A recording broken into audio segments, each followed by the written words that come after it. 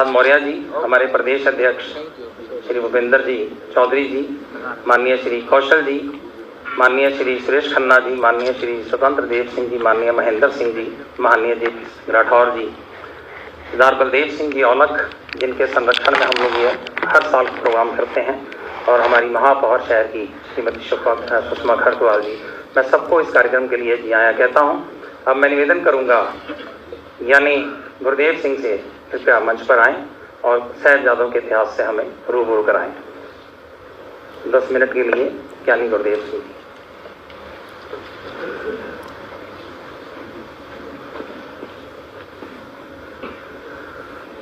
गुरु प्यारी साध संगत जी, गज-वज की फतेह बुलाओ जी। वाहिगुरु जी का खालसा, फतेह। गुरु महाराज जी की अपार बख्शिश सदका हर साल की तरह इस साल भी मुख्य मंत्री आवास विच गुरु गोबिंद सिंह महाराज जी के चारों साहिबजादियां माता गुजर कौर ते अनगिनत जो सिख सन जिन्हों ने शहीद। उसके बाद सिखों ने कहा कि साहब इनका, उन्होंने कहा नहीं, कहते हैं ना। उसके बाद फिर माता गुजरी जी के 7 साहिबजादे जो थे वो वहां पर भी पकड़े गए। उन्हें 3 दिन कचहरी, सुबह कचहरी में उनको बुलाया गया। उनको कई प्रलोभन दिए गए, कई उन्हें ये कहा गया कि आपको नहीं मारा जाएगा, आपको राजभाग दे दिया जाएगा, मगर फिर भी उन्होंने उनकी ईन नहीं मानी। एक बार तो कहा कि उनको अंदर लेके आओ, छोटी सी खिड़की से उनका सिर तो कम से कम झुके, मगर उसमें भी उनके गुरु महाराज जी की शक्ति थी। उन्होंने एक पैर पहले किया, एक बाद में किया, सिर नहीं झुकाया, और उसके बाद दीवारों में चुने गए, ये सरहंद की दीवारों में वो चुने गए। उसके बाद माता गुजरी ने भी अपना श्वास छोड़ दिया। तो मैं ज्यादा ना कहते हुए फिर लिखा है, सूरा सो पहचानिए जो लड़े दीन के हेत, पुरजा पुरजा कट मरे कबू न चाड़े खेत। इस तहत उन्होंने इस शहीदी को हंसते हंसते पाया। मैं कहना चाहता हूँ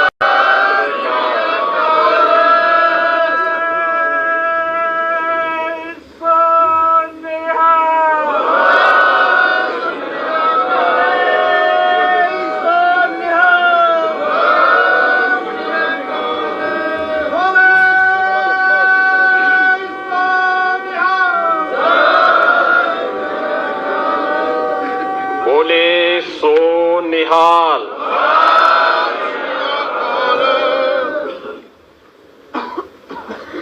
वीर बाल दिवस के अवसर पर आज के इस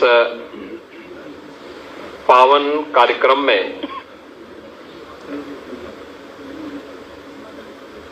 उपस्थित प्रदेश के अलग अलग जनपदों से उपस्थित गुरुद्वारा प्रबंध समिति के हमारे सभी पदाधिकारीगण,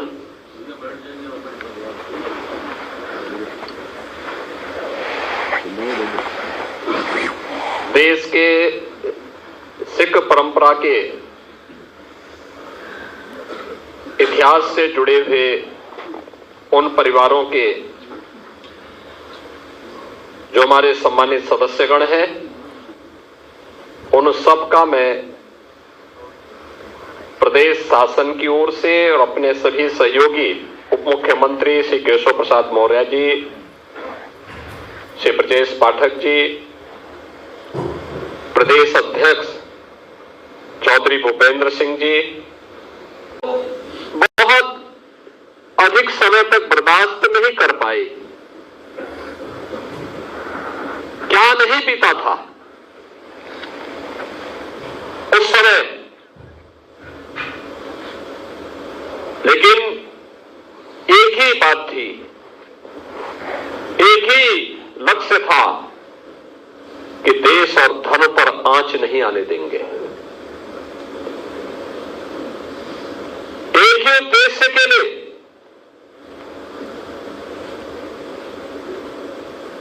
गुरु गोविंद सिंह जी महाराज के चार साहबजादों ने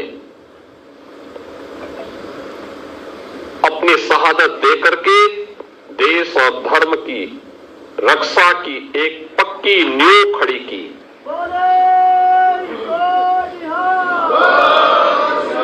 जिस पर न केवल आज भी सिक्की पंथ बल्कि पूरा देश गौरव की अनुभूति करता है, पूरी श्रद्धा और सम्मान का भाव व्यक्त करता है। और उसी सम्मान को व्यक्त करने के लिए, उसी श्रद्धा को व्यक्त करने के लिए आज हमारी पूरी सरकार भी न केवल यहां पर बल्कि हर जनपद में, हर महत्वपूर्ण गुरुद्वारा में यह आयोजन यहां से लाइव भी हो रहा है। वहां पे सभी जनप्रतिनिधि और संगठनों के पदाधिकारीगण एकत्र होकर के उन वीर बालकों की शहादत के प्रति अपनी श्रद्धा को व्यक्त कर रहा है। बहनों और भाइयों, सिख पंथ की शुरुआत ही देश और धर्म के लिए गुरु नानक देव जी ने सबसे पहले बाबर के अत्याचार का विरोध किया था। कौन नहीं जानता है लाहौर में गुरु अर्जुन देव जी का बलिदान जहांगीर के अत्याचार से बचाने के लिए था। कौन नहीं जानता है गुरु तेग बहादुर जी के बलिदान को। उन्होंने अपना सिर दिया लेकिन भारत का सिर नहीं झुकने दिया।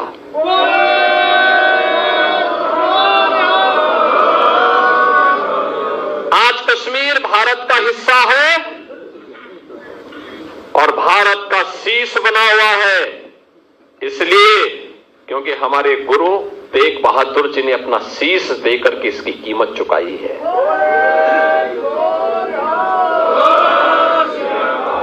और यहीं से हम कह रहे हैं कि गुरु गोविंद सिंह जी महाराज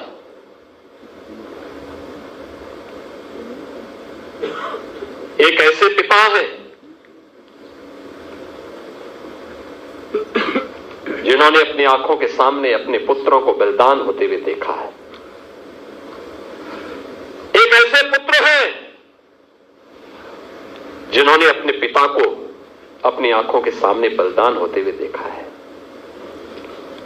क्या उम्र है उस समय गुरु गोविंद सिंह जी महाराज की, जब पिता कश्मीर के लिए सिर दे रहा है, और क्या उम्र है जब बाबा जोरावर सिंह और बाबा फतेह सिंह देश और धर्म के लिए अपना बलिदान दे रहे हैं। 7 वर्ष और 9 वर्ष की उम्र क्या उम्र होती है, क्या उम्र होती है।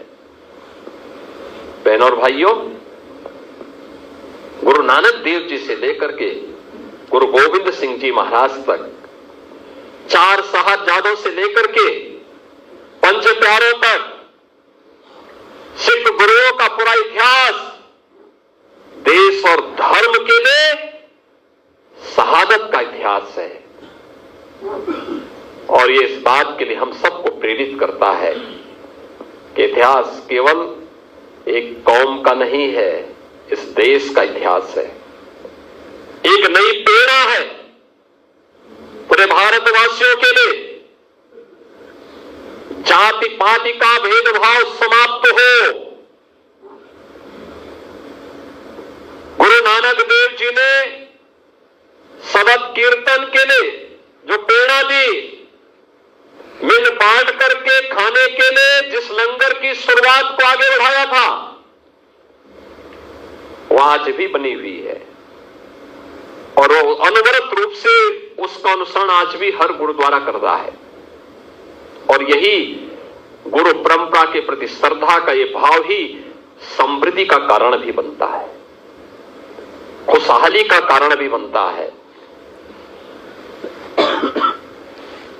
एक और इतनी समृद्ध परंपरा तो विपरीत परिस्थितियों में लड़ते हुए, जूझते हुए न केवल सिक्खी पंथ की सुरक्षा करनी, उसको सुरक्षित रखना है, हर हाल में उसको संरक्षित करना है, देश और धर्म के लिए भी एक आदर्श बलिदान की परंपरा को छोड़ करके हम सब के लिए एक नई प्रेरणा प्रदान कर दी।